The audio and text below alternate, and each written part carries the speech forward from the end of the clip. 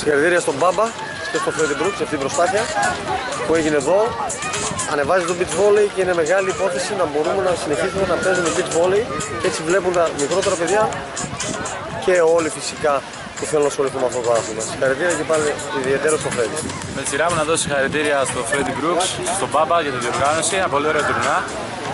Κάθε χρόνο ανεβαίνει επίπεδο, βελτιώνονται και οι ομάδες και όπως είπε και ο συμπαίκτης μου, ότι είναι ένα ένασμα για πολλά παιδιά όλα αυτά. Συγχαρητήρια, πάρα πολύ καλή διοργάνωση.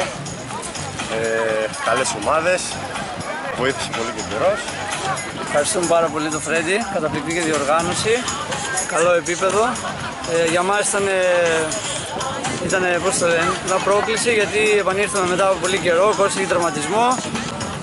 Δούλευα, τώρα ξαναρχόμαστε, ξανά μπαίνουμε στην άμμο και με το χρυσό ανέβηκε και η ψυχολογία μας και θα συνεχίσουμε τώρα για τα επόμενα καλύτερα. Ευχαριστώ.